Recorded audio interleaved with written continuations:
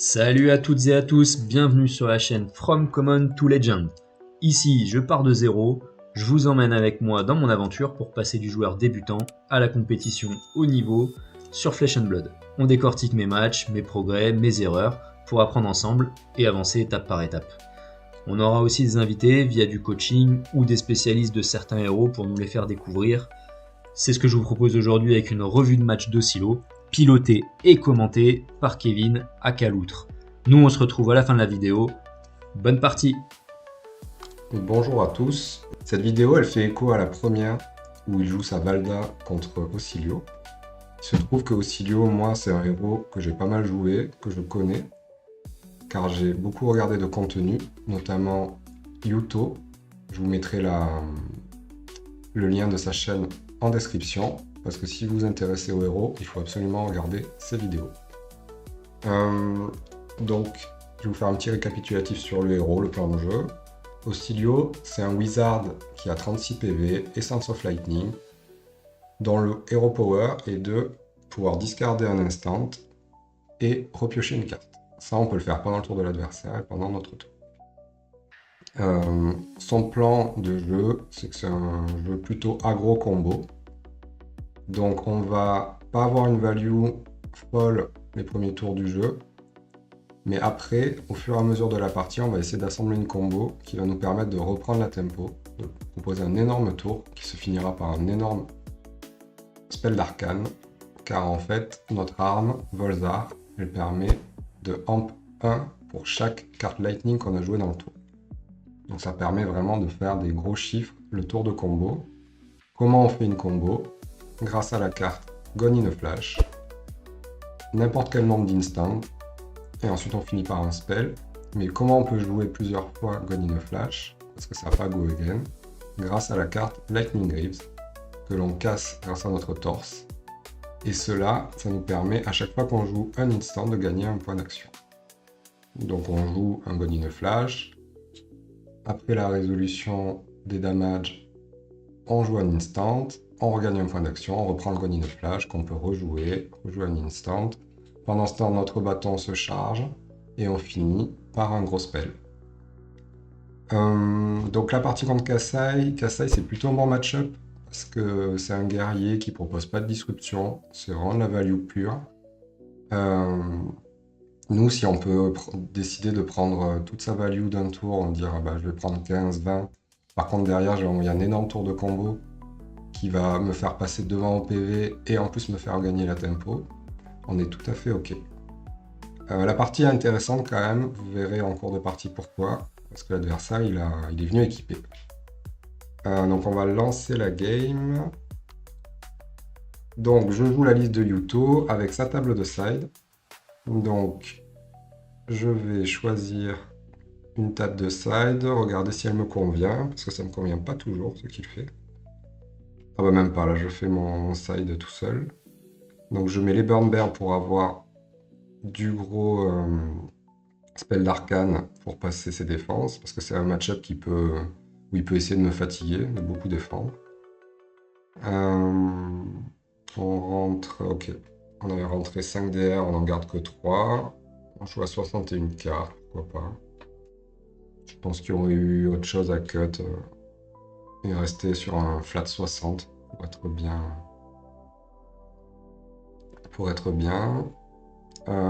Pour l'équipement, on est vite passé, mais dans ce match-up, je joue la tunique, car c'est une partie qui va durer plutôt longtemps. Et comme je rentre l'Eclectic Magnetism, si on peut les jouer sur un compteur tunique, c'est vraiment une très belle value. Donc là, j'ai le tour 0, j'ai un très bon tour 0.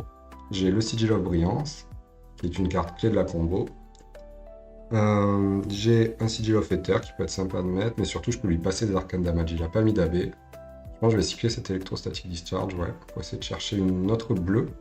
Pour pouvoir mettre 2 Sigils et envoyer quand même un Comet Storm. On ne peut pas, mais c'est pas très grave. Parce qu'on va pouvoir Arsenal un Singbelos, qui est plutôt chouette. Donc là, on met le Sigil of Brillance. Et on va envoyer un gros Comet Storm en pitchant ce Sigil of Ether, je pense. Oui, voilà. Donc ça va lui proposer 6 d'Arcane Damage. Qu'il va prendre. Donc il va commencer la partie à 34. Et nous, on a un Sigil of Brillance et un Singbello en arsenal. Donc un très bon départ pour nous. Ah, très bonne réponse de sa part. Take it on the chin. Il prévient 2 dommages et il crée un agility. Donc il va pouvoir avoir un bon tour avec du go again assuré. On ouvre une main hyper intéressante. Avec Blast to Oblivion, Flittering Charge, Somersault. Donc on pourra faire des choses. On pourrait convertir le Somersault en défense en bloquant avec les Blast et le Flittering Charge pour faire une 0 pour 4. Mais je pense que là, on va plutôt essayer de prendre la tempo et d'envoyer des gros chiffres. Kassai, en début de partie, je la bloque pas trop. Je vais essayer de la bloquer plutôt en milieu de partie quand elle va faire son Hero Power. Et essayer du coup de me toucher, d'avoir des golds.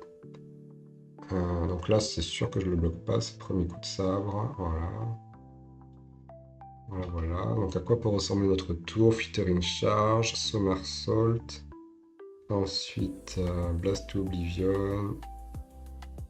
Sigil. Ah, peut-être qu'on va claquer notre casque pour reprendre ce Sigil of Brillance. Ah, ben voilà. Voilà pourquoi la partie est intéressante. Il met une Amulet of Echoes, qui est une carte qui en instant, il peut le sacrifier et me forcer à discarder 2 cartes si j'ai joué 2 fois dans le tour une carte qui a le même nom. Donc c'est un très bon contre à la combo, puisqu'on va vouloir enchaîner les Godin of Flash, ou même avec les Blast to Oblivion, les Sigils qu'on aura remontés. Donc le monsieur est venu équipé pour le match, et c'est pour ça que la partie est intéressante. Il va falloir que je trouve un moyen de gagner sans forcément faire la combo. Ou alors trouver un moyen de jouer 2 cartes dans le même tour, mais plutôt en fin de tour quand j'ai plus de cartes en main. Donc c'est pas facile. Donc là j'ai Sync pour la value, j'ai gardé ma main, oui, parce qu'elle est quand même intéressante. Je trouve le Godin of Flash. Donc j'ai des outils pour combo. Je pense que le play c'est potentiellement Flittering Charge, Sigil of Conductivity pour lui donner Go Again, Blast to Oblivion avec un Somersault pour remonter le Sigil of Conductivity. Comme ça on aura un embodiment. Donc là je relis l'Amulet of Echoes pour bien être sûr. Faut toujours relire les cartes, hein. Vraiment, ça c'est. Moi je joue en papier, je joue que des cartes en français ou en anglais, que je peux comprendre. Parce que Flesh and Blood c'est un jeu compliqué, où vraiment connaître vraiment comment est écrite votre carte, c'est hyper important. Donc on part sur le Flittering Charge comme j'avais dit. Donc on va envoyer. En termes de chiffres, ça va pas être énorme, hein, comme vous voyez, j'ai 5 cartes en main. Et je vais envoyer potentiellement 8. Donc ça fait pas non plus rêver. Parce que je pense que le play, c'est de faire Flittering Charge. Alors en vrai, ce qu'on peut faire, c'est Somersault. Reprendre le Flittering Charge, rejouer le Flittering Charge, jouer le Sigil of Conductivity, et derrière jouer le Blast, sans faire son effet. Ah non, voilà. En fait, cette ligne, je peux pas la faire. Donc je vais faire un tour undervalue, je peux pas la faire parce qu'il a l'Amulet of Echoes. Donc il pourrait me faire discarder mon Godin of Flash, ce qui me fait vraiment pas plaisir, puisque c'est une pièce de combo. Donc son Amulet of Echoes, déjà, elle me force à faire un tour sous-value. J'aurais pu faire un 12 en arsenalant un Godin of Flash, et je vais pas du tout faire ça. Donc ce que je vais faire, ouais, voilà, c'est ça. Je vais jouer le Blast to Oblivion, jouer le sort. Je relis encore l'Amulet of Echoes, je suis là, oi oi oi, je peux rien faire. J'ai joué le Blast to Oblivion, le Somersault pour remonter mon Sigil et ainsi avoir un embodiment pour le prochain tour avec mon Godin of Flash. Dans ce deck, vous jouez tellement d'instant qu'à partir du moment où vous avez un Godin of Flash et un embodiment, votre tour il peut pas brick. Donc c'est hyper important d'arriver à garder un flow d'embodiment. C'est pour ça que les Sigil of Conductivity, même si l'adversaire joue pas d'arcane, c'est hyper important, parce qu'on peut les remonter avec Blast. Ok, donc là j'attaque avec mon Blast. On va attendre voir ce qu'il fait. La question après, c'est qu'est-ce que je fais de mes 2 cartes? Parce que j'aurai plus de points d'action. Est-ce que je le rejoue? Parce que j'aurai un Blast Oblivion, j'aurai 3 cartes en main. Si je rejoue mon Sigil of Conductivity, ben je vais plus pouvoir. Pardon. Je vais pas pouvoir. Je peux pas le rejouer en fait. Parce que si je le rejoue, il craque son Amulet of Echoes. Et je jette toute ma main. Je pense que je vais soit le pitch, soit le discard sur Ocilio. Je pense que je vais pitch une carte pour filtrer un peu ma main. Il faut essayer de trouver un bon tour combo. On va voir comment je joue. Il utilise déjà sa crone en début de game, c'est intéressant. Il cherche peut-être une main plus proactive. Ah, bah je le rejoue si j'ai la conductivity, tiens. J'essaye de bait en fait l'Amulet of Echoes. C'est risqué, parce que s'il utilise, il me discard qu'une carte, mais il me discard le Gone. Je pense qu'il pense vraiment que c'est un bait et que j'ai pas ma meilleure carte en main à ce moment-là. Mais je me souvenais pas, tiens, que j'avais bait l'amulet. Bon. On va voir si ça paye. Là, j'ai une main de combo, hein. J'aurai 3 compteurs tuniques prochain tour. J'ai 3 instants, un embodiment. Ah, je peux même en fait la jouer sans faire une combo, je suis en train de me dire. Parce que j'ai déjà l'embodiment. Mais en combo, déjà, on peut faire des trucs, hein. On a 3 instants, Gun in a Flash et un spell. On va voir ce que je fais. Ah oui, mais je peux toujours pas combo, j'ai l'Amulet of Echoes. Voilà. Donc c'est assez dur de repenser. Donc en fait, il faut que je joue mes cartes une fois. Donc, j'ai envie de jouer le Gun in a Flash, le Sigil of Brillance, et potentiellement le Mind War. Pas facile, hein. On peut peut-être bloquer avec ce Mind War. Et jouer plutôt sur le Conceit ou que... Ah non, parce que je peux pas rejouer mon... Ok. Channel Lightning Valley, c'est une très bonne carte, mais ça synergise pas bien avec Gun in a Flash, parce qu'on peut pas avoir les dommages et remonter. En fait, on peut pas piocher et remonter le Gun in a Flash en main, par rapport au... Oula, il met une deuxième Amulet of Echoes, donc j'ai vraiment pas envie de...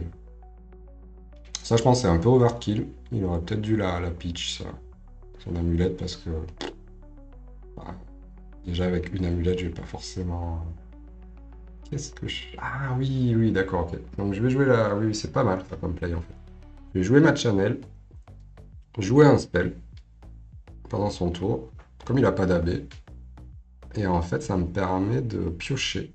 Donc, je remplace en fait mon spell, je lui passe 3 dommages.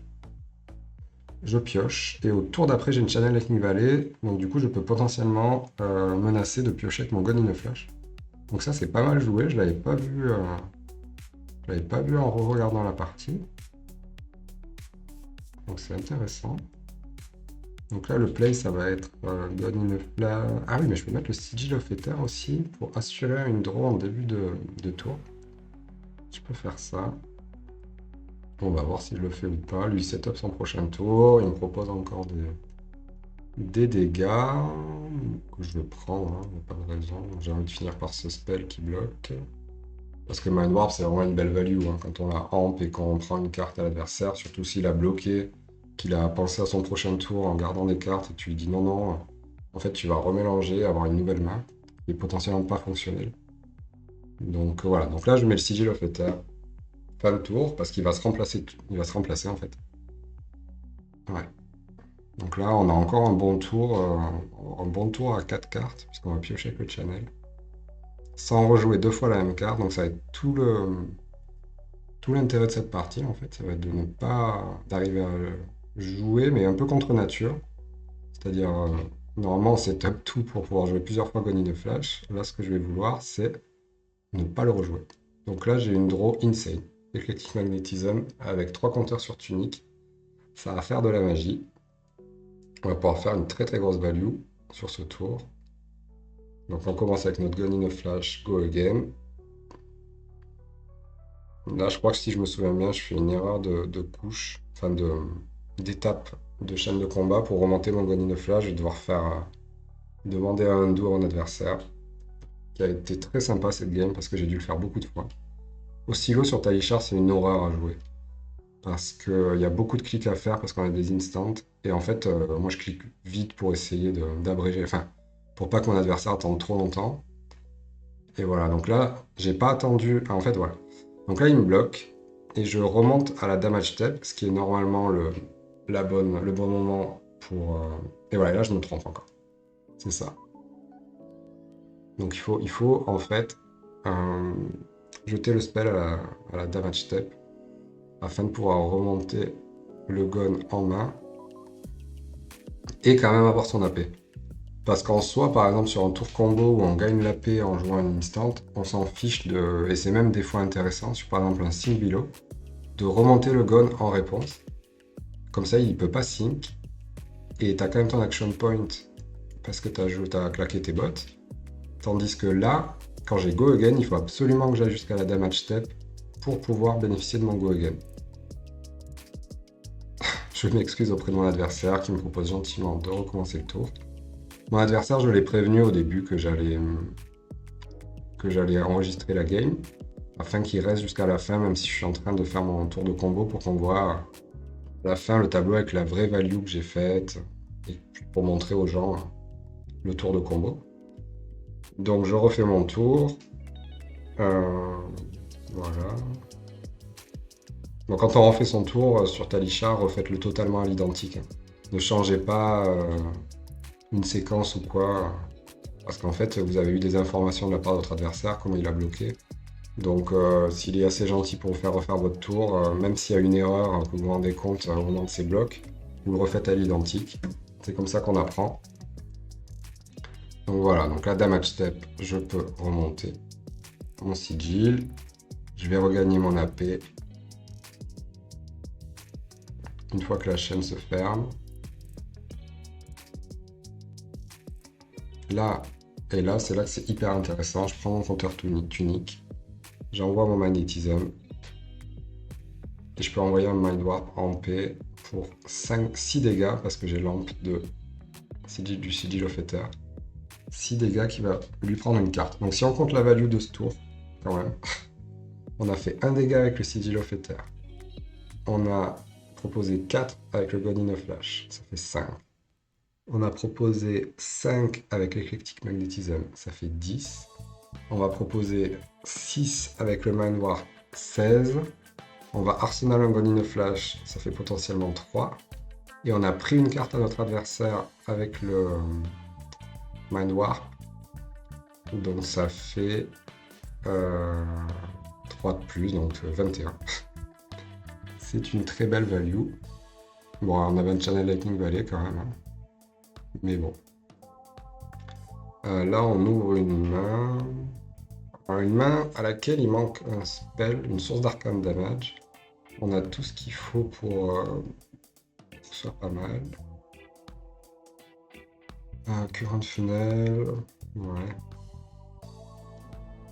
Je pense que... Pardon. Il va y avoir un cycle.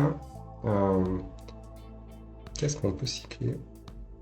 Donc on peut faire Gone in a Flash, Blink, Current Funnel, ensuite un autre Sigil et un spell. Donc là, son amulette nous fait perdre de la value encore, puisqu'on pourrait... Current Funnel, ça donne Go Again aux 2 prochaines actions, donc on pourrait jouer plusieurs fois nos Gone in a Flash. On va pas pouvoir. Current Funnel, c'est une bleue bloc 3 qui permet de faire des mini-tours de combo. C'est une carte qui est pas facile à jouer, mais qui permet vraiment de faire des chouettes choses. Et là, on voit en fait que Kassai, c'est un deck très fort, hein, très sympa à jouer.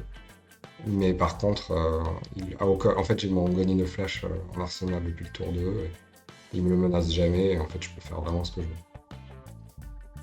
Ok, donc là, je vais chercher à bonifier ma main, parce que ce sont morceaux qui ne servent pas à grand chose. Et je veux bloquer aussi parce qu'il a activé Kassai, il n'a pas beaucoup de cartes. Donc là, je bloque son hot streak. S'il a une DR, il a une AR, il fait son gold, mais il fait pas grand chose d'autre de son tour. Il n'a pas d'arsenal. Je pense que je discard le Somersault. Hein. Parce que Sigil of Lightning, j'en ai envie. Et là, ouais, je prends le Brillance quand même. Et je trouve le spell, donc on est vraiment bien. Un spell qui va me permettre de remonter un autre Sigil, donc je pourrais prendre le Sigil of Ether. On est vraiment bien. Accès unique pour mettre 2 de plus. Et l'arsenal. Ok. On bloque jamais là, je pense. On va convertir notre main en jouant que des cartes qui ont des noms différents. Ok, je bloque. Pourquoi pas. Je pense qu'il faisait plus de values qu'un final en... Ouais, il faisait 3 pareil en fait.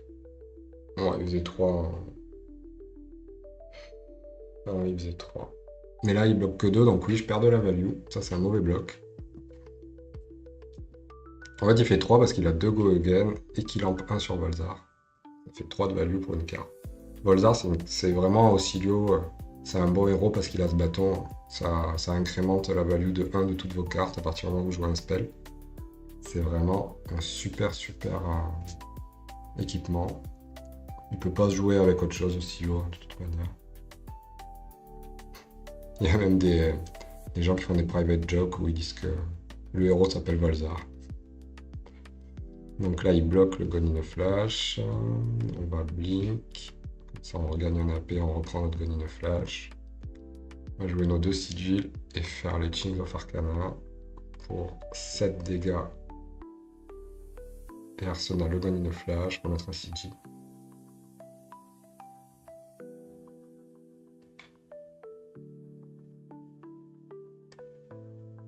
Donc là, vraiment, ces amulettes, elles permettent de nous tenir en termes de value. Sinon, on ferait des tours, mais vraiment de zinzin, avec le Gonino Flash tous les instants. Donc c'est quand même une bonne tech contre Silo. Là, je fais pas de...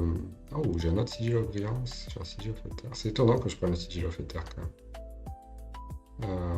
Je pense que c'est une erreur de prendre le deuxième Sigil of Brillance.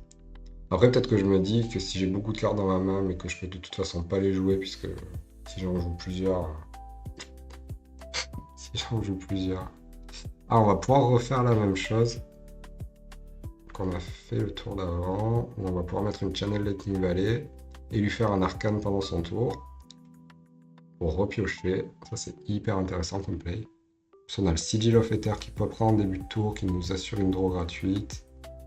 Ouais, je pense que là, le play, c'est de faire ça. On va voir ce que je fais. Là, il a quand même 4 cartes. On va voir ce qu'il fait, mais il y a moyen qu'il me fasse descendre pas mal d'HP ce tour-ci. Bon, il ne me reste plus que 1 d'armure. Je peux peut-être donner ma tunique sur ce tour, suivant ce qu'il fait.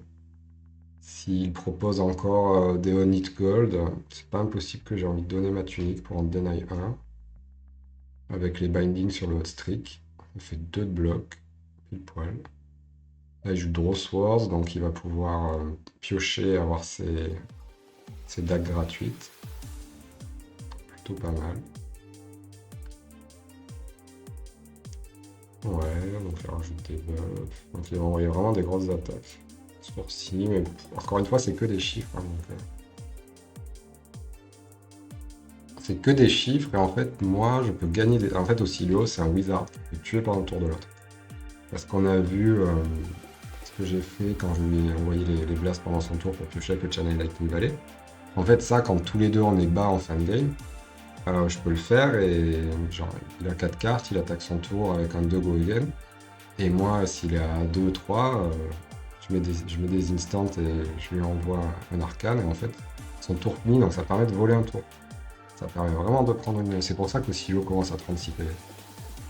Parce qu'il est vraiment capable d'arrêter ton tour en cours en te tuant. Ou contre Gravy Bones en tuant les alliés pendant qu'ils attaquent s'ils ont go again, par exemple. Donc là, je prends la value de mes bindings parce que c'est sûr que je vais les péter le tour d'après. J'ai 3 sigils qui vont partir, donc j'ai vraiment très envie de le craquer pour avoir fait une value de 4 au total avec le bindings, 1 de bloc et 3 d'amp. Si vous commencez à Fab, la value c'est hyper intéressant. Là je vois qu'il a pitché une bleue pour donner go again à ses armes, donc il a une main un peu bricky quand même. Il a pitché une rouge pour pouvoir donner un go again, donc je pense qu'il est un peu triste. Ça fait qu'il fait pas tant de chiffres ce tour-ci. Donc oui, si vous commencez à Fab, il y a un truc très important, c'est de comprendre la value. Les cartes, c'est un jeu de value. Pour ça, il faut que vous regardiez soit la vidéo de Final Café de Enki, un très très bon joueur montpelliérain qui a fait finale de Pro Tour il n'y a pas longtemps, le Pro Tour Singapour, qui a fait des vidéos sur sa chaîne qui s'appelle La Voix des Champions, où il explique les fondamentaux de Fab, les règles. C'est hyper intéressant. Donc je vous conseille d'aller voir ça ou d'écouter Tour Zéro en podcast. qui avait fait il y a longtemps une vidéo sur du contenu en podcast sur la value des cartes. C'est hyper intéressant parce que c'est quand même un jeu de mathématiques. Donc là, début de tour, je réfléchis à comment j'organise mes triggers parce que je vais craquer mes bindings. Et Sigil of Ether, ça fait de l'arcane. Donc en fait, le amp du bindings peut être mangé par le Sigil of Ether. Donc il faut bien organiser ses triggers. On va voir si j'arrive à le faire correctement. Sur Talishar, c'est pas toujours évident. Des fois, c'est un peu contre-intuitif. Donc on va voir si... Ah, là, en papier, t'as aucun problème. Tu dis, je mets ça, ça, ça par avant. Ah, donc là, ça me propose de le mettre avant ou après. Je crois que comme je l'ai pas mis en premier, en fait, je me suis trompé. Comme je l'ai pas mis en premier, dans tous les cas, le amp va être bouffé, parce que j'ai déjà ampé 2 fois. Ouais, c'est ça. Donc là, une erreur de stacking due à Talishar. Donc on voit, j'ai proposé 3 arcanages. En soi, en termes de value, c'est la même chose. Ça va faire le même nombre de dégâts. Mais je trouve ça plus intéressant de garder un gros amp pour la fin de tour. Pour cacher un petit peu, en termes d'information, le nombre de dégâts qu'on va faire. Il ne sait pas si on va venir avec un spell à 2, à 3, à 5. Et en fait, au niveau de ces blocs, ça change beaucoup de choses, je trouve. Surtout là, j'ai un Burn Bear, il est bas en dégâts. Et il est bas en point de vie. Donc avec un bon amp, je peux le finir. Donc s'il savait par exemple que S'il savait que je finissais par un gros spell, le physique il va être plus enclin à le bloquer. Donc c'est plein de petites choses. Donc là, on commence par un Blast Oblivion. Là j'ai encore un super tour. Parce que je vais pouvoir vraiment jouer beaucoup de Lightning. Et avec en plus des noms séparés pour jouer autour de l'amulette of Echoes. Ouais, en fait, je vais vraiment beaucoup de choses et je sais que je vais faire un Burn Bear énorme qui va le finir. Là, je sais que j'ai gagné. À moins qu'il joue des Oasis Respite. Ou encore des Take on the Chin. Mais je crois qu'il a déjà joué 2. Donc il en reste une dans son deck. Et puis dans tous les cas, même si je le finis pas, je vais prendre beaucoup de cartes de sa main. Je vais revenir avec un Embodiment of Lightning puisque j'ai aussi du of Lightning en main. Enfin, vraiment, là je suis très très bien dans la partie. J'ai eu des mains vraiment très bonnes. Au silo, c'est un deck un petit peu brick. Il a des ratios un peu compliqués où il peut avoir que des attaques en main, aucune source de go again. Et donc en fait, il va devoir bloquer avec ses cartes. Elle bloque K2, donc tu perds beaucoup de value. Il peut avoir que des instants en main, donc avec que des instants en main, tu fais rien. C'est pour ça qu'il a ce Hero Power d'ailleurs. Et il peut avoir que des spells en main. Et là, bon, tu bloques bien, mais voilà, t'as pas fait plus de value que 3 sur ton bloc, quoi. Et là, j'ai eu des mains très très équilibrées toute la game, ce qui m'a permis de tourner autour de l'Amulet of Echoes, Spoiler alerte, je vais gagner la partie, du coup, sans combo, sans claquer mes bottes. Donc là, j'ai 4 damp plus 1 du sigil, donc je viens avec un Burn Bear létal.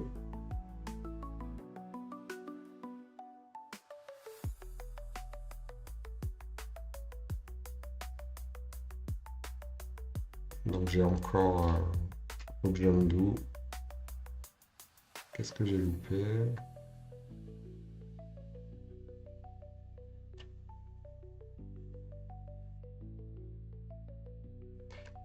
Ouais. Et là, je viens avec un Burn Bear à 11 damage. Donc s'il a un Taquiton de Chin, il survit à 1. Et il a un Shelter. Il me demande d'undo. Ah oui, en fait, il va discarder le Shelter pour vraiment prendre juste pile poil létal. Après, c'est intéressant parce que ça me permet de calculer la value, la vraie value du tour. Il prend 10. Donc, on a une average value, donc value en moyenne sur mes tours de 16. C'est énorme. Vraiment, là, mon deck, il a été vraiment conciliant avec moi. Il m'a donné de très bonnes mains. Mais la partie était intéressante, je trouve. Parce que ça montre que au silo, c'est pas non plus que la combo, c'est pas que les bots. contre un deck qui fait que du shift, qui disrupte pas, ça peut faire de très bons tours de combo grâce à des mains variées. Donc voilà pour cette partie, j'espère qu'elle vous a plu. Il y aura sûrement d'autres parties d'Auxilio, parce que c'est un héros que j'aime bien jouer. Une partie d'Auxilio où vous aurez l'occasion sûrement de voir une combo. Pour ceux qui ne connaissent pas, bien voir comment ça marche. Donner des petits tips sur comment jouer contre Auxilio. Notamment, celui-là c'est plus important, si vous jouez contre Auxilio, qu'il attaque avec un Gone in a Flash qui a Go Again ou qu'il va craquer ses bots, vous sentez qu'il va craquer ses bots ou il a craqué ses bots pour faire un tour de combo, il ne faut pas full block la première attaque de Gone in a Flash. Pourquoi? Donc ça c'est vraiment une règle, ça marche à tous les coups, hein. Donc vous retenez ça, ne jamais full block la première attaque de Gone in a Flash. Pourquoi? Parce qu'en fait, si vous la full bloquez, il peut jouer un Channel Lightning Valley, reprendre son Gone in a Flash, et continuer son tour, et en fait menacer la pioche du Channel Lightning Valley tout en ayant repris son Gone in a Flash. Si par exemple vous bloquez juste 3 et qui du coup vous perdez un point de vie, s'il joue son Channel Lightning Valley pour reprendre son Gone in a Flash, bah, il ne pourra pas repiocher dans le tour. Donc voilà, ça c'est le meilleur conseil très facile à retenir que l'on peut avoir quand on joue contre Auxilio. Ne jamais bloquer de full block la première attaque lors d'un tour de combo. Je reprends la main pour vous remercier d'avoir suivi ce nouvel épisode de l'aventure From Common to Legend avec Kevin en professeur Auxilio. Si vous voulez voir jusqu'où je peux aller, abonnez-vous, activez la cloche et surtout laissez vos conseils en commentaire, ça m'aide vraiment à progresser. On se retrouve très vite pour la suite et d'ici là, prenez soin de vous et bon jeu à tous!